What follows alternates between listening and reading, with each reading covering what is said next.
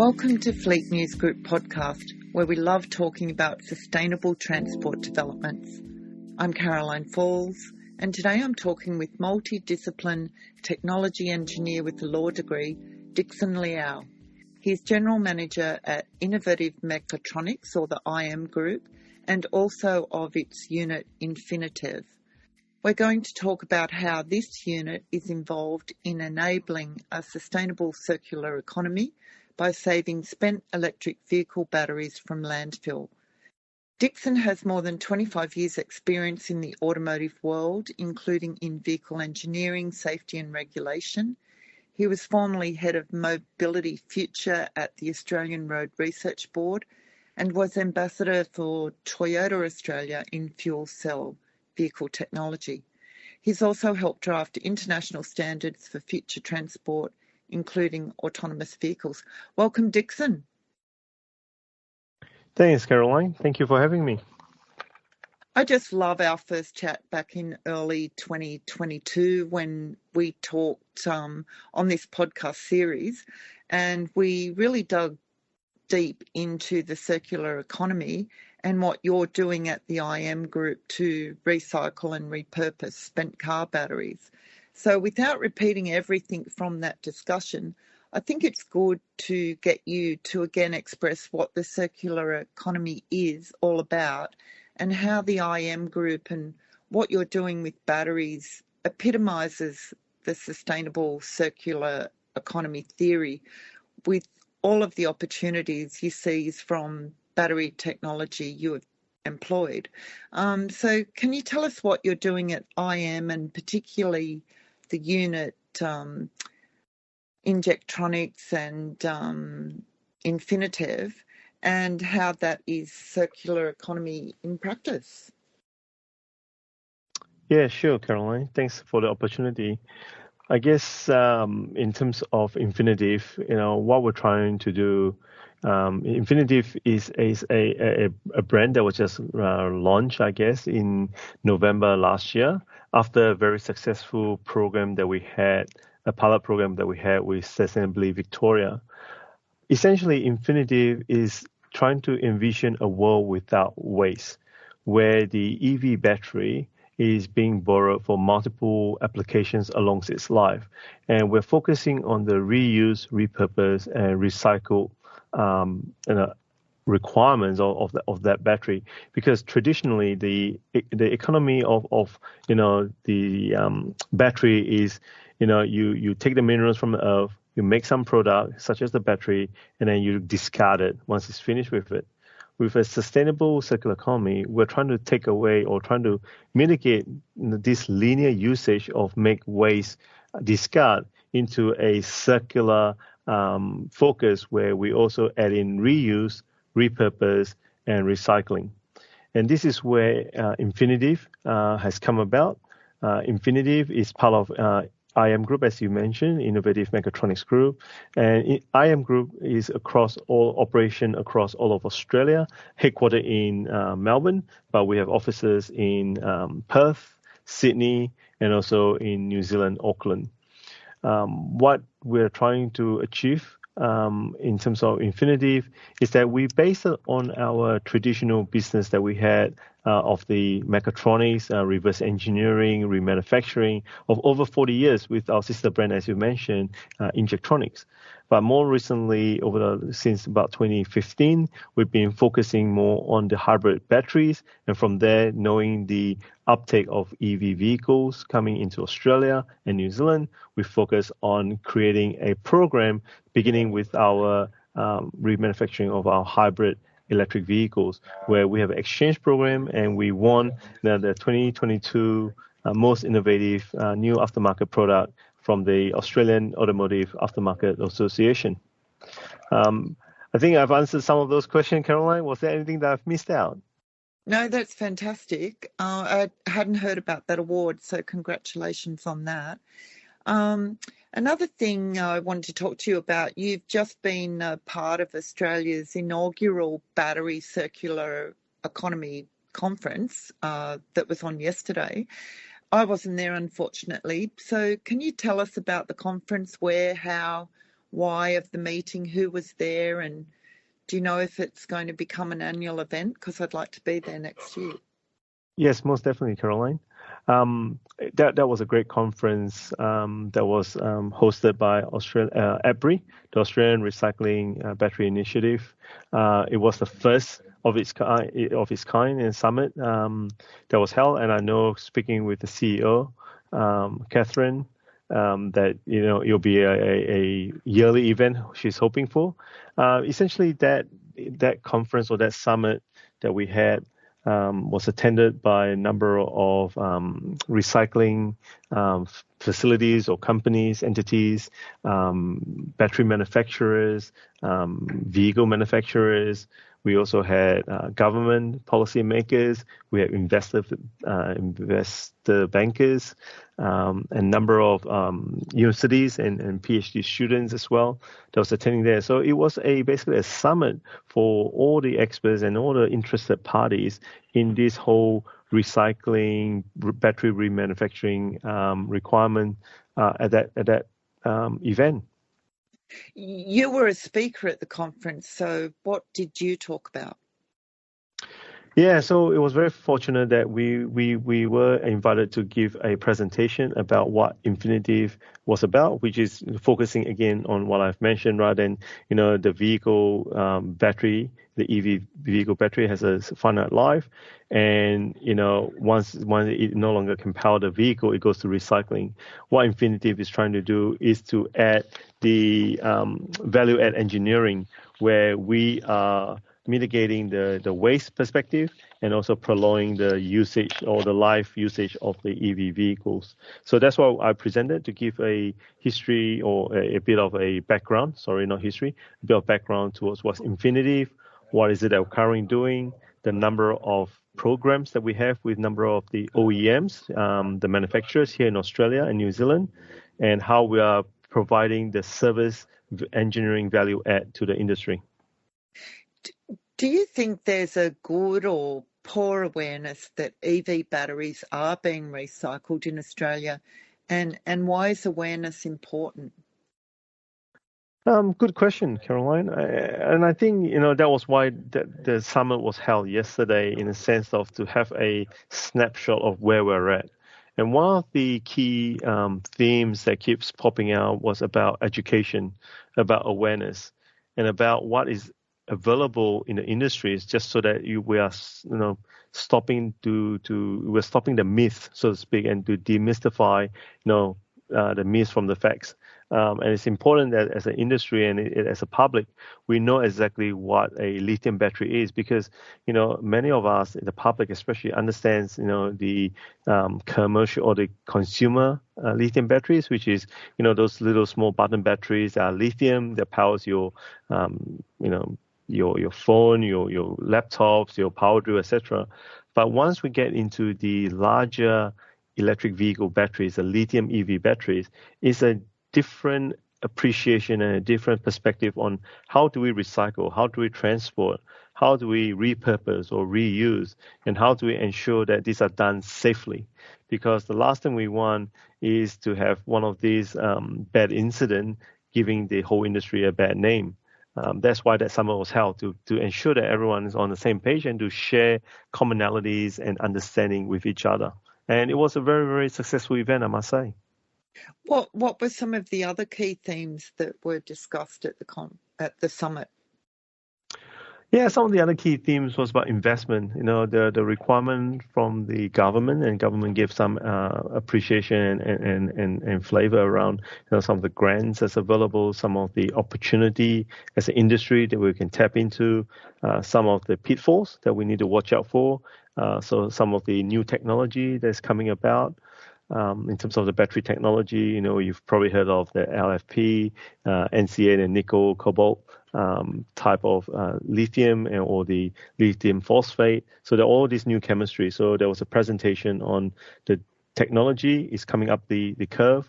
The volume is low. So therefore, how does the recycling facility adapt to these changing requirements? in terms of, for example, some of the challenges, the opportunities that we can share as an industry. What are some of the to date? What are some of the programs that has worked, and what are some that has not worked, and what do we need to watch out for?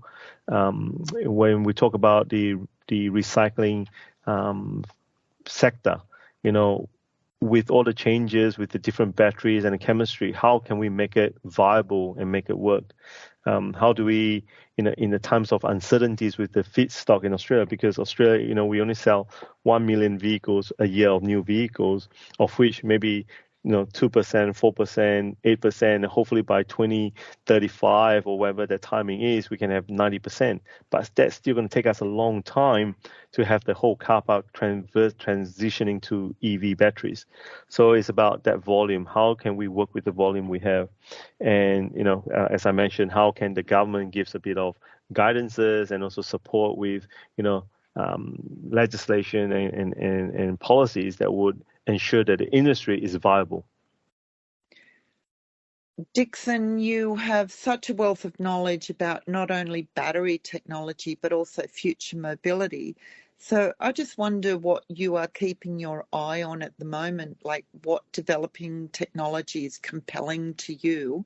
I think our audience has quite a few sort of tech geeks, so I'm sure they'll be happy to hear you talk about what's grabbing your attention. Can you talk about that? Yeah, sure, Caroline. Thanks for that opportunity. I guess, with coming from a mobility lens, if you like, and coupled with that with technology, a lot of focus has been on the shining bubble, the vehicles and what have you. One of the key focus that we need not to forget is how can the infrastructure support all these new technology and all these new gadgets and what have you. And they can be very, very useful. And with that understanding of that technology for the infrastructure comes the rewarding aspects of information and data. So I'll give you an example. If the road infrastructure is equipped with sensors on the road, and knowing, the vehicles that's crossing that particular section or intersection, you can understand from the data, historical or forecasting, the growth requirement of that intersection. But also more importantly, with the new technology that's equipped in a vehicle and also on the road, if there's a pothole and there is, 100 vehicles that's basically go across that pothole and simulated there's a suspension travel of, rather than the normal suspension travel of millimeters is actually extended by extra few millimeters, then you can interrogate those data and say, hang on, there might be some issue on that patch of road, and why is it that on 3 lanes there's this one particular lane of vehicle that's having longer suspension travel? So these are all the opportunities with data mining and understanding of all this different information, how we can create a sustainable ecosystem, not just for the vehicle and the technology, but for the whole infrastructure. If there's a lot of vehicles on the road, is it time to put in a new transport system, a public transport system? If there's a lot of opportunity on the road, is it opportunity for us to put in a charging system that is remote or wireless at a bus stop, as an example? So those are what I'm keeping my interest across the world, keeping an eye on all this opportunity, and also because of the work I'm doing with electric vehicles, with batteries and what have you. It's about creating opportunities to have all these, loading that is the electrical or energy loading onto the infrastructure. How can we supplement that? And this is where, again, when we come in to talk about the battery energy storage system, where we use the battery that's no longer serviceable in a traction vehicle, that we can reuse those for battery energy storage system to power whatever we need, so that it supplement the grid power, so to speak. So these are all the technology, they're all intertwined. And that's why if we have a different lens in terms of mobility, it gives a different flavor to how we see this holistic gambit of all this technology that's available to us here in Australia and across the world. I love how you bring up potholes, because, I've never seen so many after all those years of rain that we've just had. I don't think I know anybody who hasn't had their car affected by a pothole in recent years. So, yeah, just going back to the IM group, you opened a new facility for remanufacturing EV batteries in New Zealand as well recently. Do you want to talk a bit about how that came about? Yeah, most definitely, Caroline. Again, we were very, very excited to have opened our operations in New Zealand as of 1st July 2023. Basically, simulating or emulating, copy, plug and play, if you like, of our Australian operations in New Zealand, because in New Zealand there are a lot of hybrid vehicles and electric vehicles, and the New Zealand government is very, very proactive in terms of transitioning the ICE vehicle, or internal combustion engine vehicle, towards sustainable alternate vehicles such as hybrid and EVs. So we were setting up operations in New Zealand to assist, just like in Australia, just to assist the consumer with the second-hand vehicles, as well as the needs of maintaining their hybrid vehicles predominantly. So yeah, we're very excited about that. Just thinking about batteries being repurposed and the processes you go through, like I'm no engineer, but what do you do with any cells you figure are not good for being reused or repurposed? Where do they go? Like, do you get the elements from them, such as the lithium and cobalt extracted for reuse? Very good question, Caroline. And maybe I'll explain the two programs we have, and to give you and the audience a bit of context. So when we look at the hybrid battery itself, when your mums and pops or a customer just say, I've got a dash light, my Christmas lights on my vehicle has come out saying that I need to change my battery. Essentially, what we do is that, yes, we'll get the make model of the vehicle, and what we do, we'll send to the mechanic the hybrid battery, and they will fit in the hybrid battery replacement, and we will take the old battery back. What we do from the old battery is where the magic occurs. What it is that we will disassemble that whole battery pack. We will interrogate the battery using our in-house system to understand where those modules, at what capacity, the state of health, state of charge, what's the forecasting of it, what's the condition of those battery. We'll assess them according to our criteria, and the good ones we keep that meets our criteria for when we can remanufacture and repurpose those battery back into, again, the vehicle. Those that we cannot, has no longer any value or capacity, we will treat it for end of life, because those modules are made of minerals, metals, plastics, so to speak. So we will ensure that they have proper end of life treatment, whether here in Australia or in New Zealand, to ensure that those minerals can be recycled for creating new products into the future. So that's the circular economy. When we talk about EV, there's what we call the reuse and repurpose, or recycling, and what we call it as the triage system. Very similar to, I guess, a hospital, right? You go in, depending on the severity of your injuries, you'll be triaged. Very similar with our battery. So once we receive a call, what we do is that we will ensure a safety check. We will, physically and electromechanically inspect the battery to understand, what is it we're dealing with. We will then put the battery through a health check to have a detailed diagnostics and characteristics of the battery. And from there, the system, again, is an in-house algorithm that we built. We'll triage those batteries into, the reuse criteria, the repurpose criteria, or for recycling. When it comes to the reuse recycling, is that if you can imagine, if you've got two packs of batteries, within the packs, that might be only the one or two modules that's not operational. If we can take those modules out and replace with something comparable, and then rebalance and use the algorithm and the BMS, the battery management system, to reprogram it so that it can coordinate and can communicate with the rest of the other packs, then that pack is ready for a warranty replacement, for example. That's what we call reuse.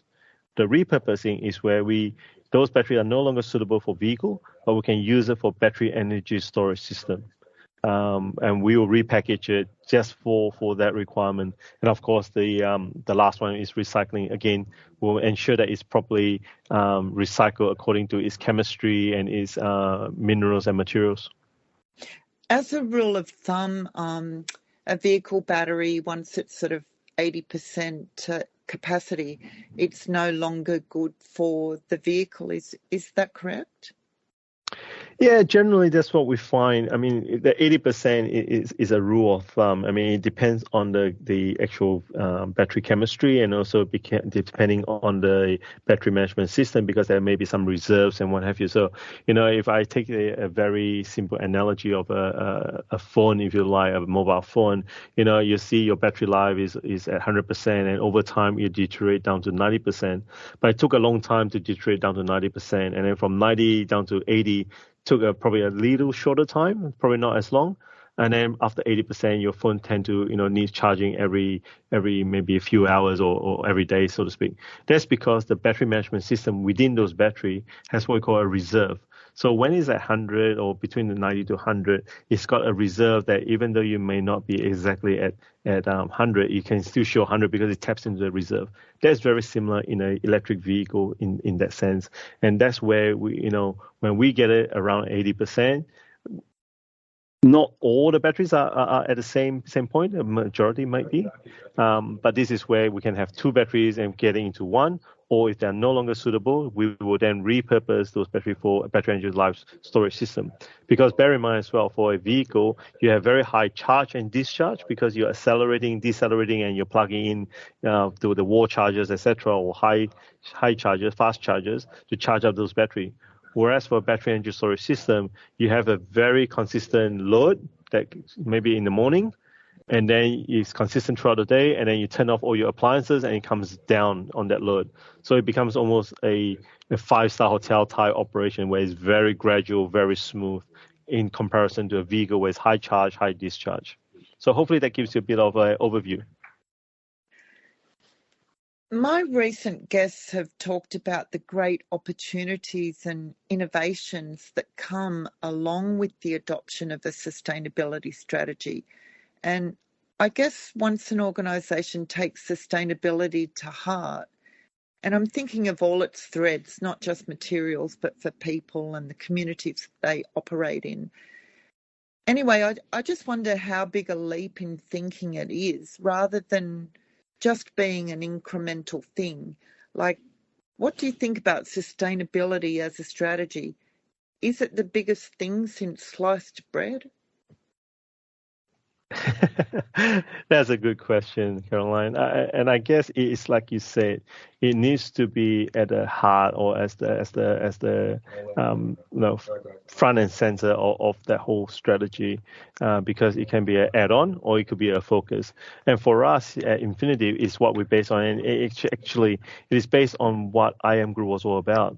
For over 40 years, we have based it on this sustainable circular economy where we're trying to reuse, remanufacture automotive components to ensure that they can bring a new lease of life, so without throwing it away, to create this circular economy.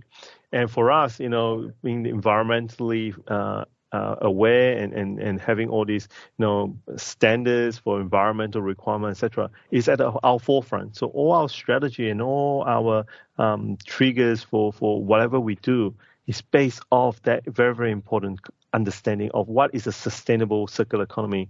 So much so that besides the ISO 9001, we also gain accreditation to ensure that we have ISO 14001, but also not just about getting compliance, but to really breathe, talk, and act on every aspect of what we do. So all our staff members in the facility are always not just reminded, but they actually do their part as well, separating all our rubbish out between the plastics, the cardboards, the general waste is part and parcel of the way we talk. It's like what we say, talk the talk, walk the walk, right? So it's more than just, a buzzword for us.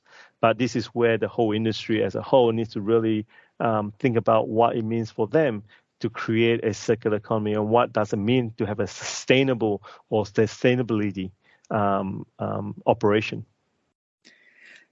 Keeping your circular economy advocacy cap on, are you impressed or happy with the innovations in sustainable materials being used in electric vehicles, like not just batteries, but such as, for example, Polestar's recycling of used fishing nets in vehicle interiors? Like it's not only an electric vehicle's powertrain that's more environmentally friendly, is it?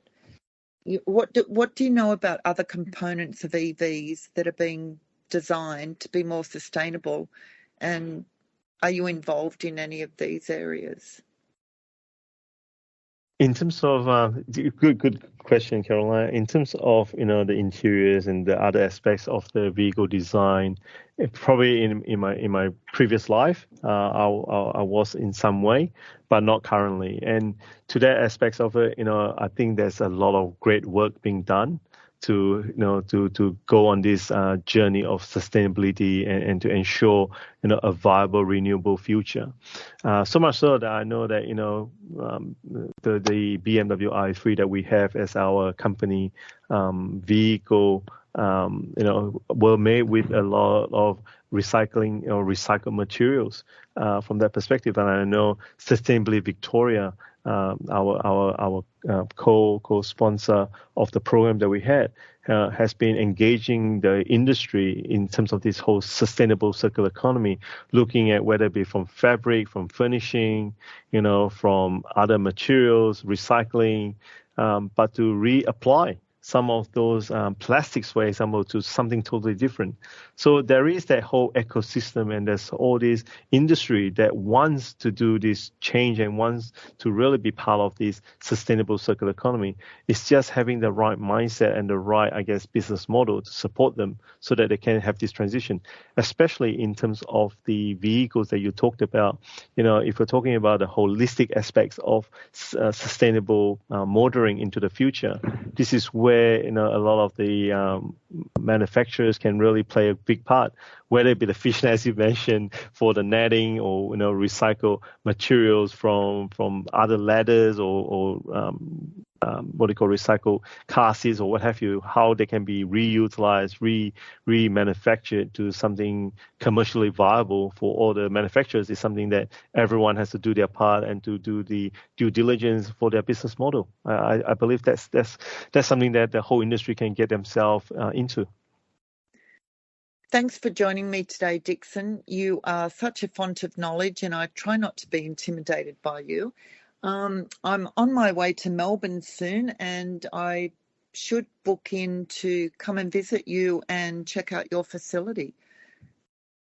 No, definitely. Please, Caroline, when you're in Melbourne, please come visit, and I'll definitely show you around our operations and have your insights in terms of what we do here at Infinitev with our hybrid batteries, and also our battery life management services we're providing to the manufacturers for our EV batteries. So thank you very much for your time. Something to look forward to. Thanks again, Dickson. Bye. Bye-bye.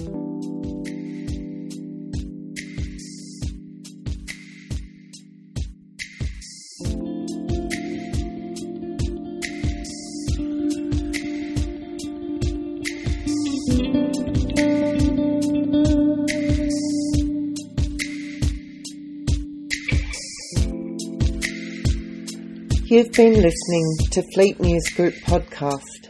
It was edited and produced by Isabella Fiorentino. You can follow us on Spotify. Just search for Fleet News Group. We're also on Instagram, Facebook and YouTube. Our website is fleetnewsgroup.com, where you can get all of our stories, videos and podcasts. Until next time, drive safely and take care.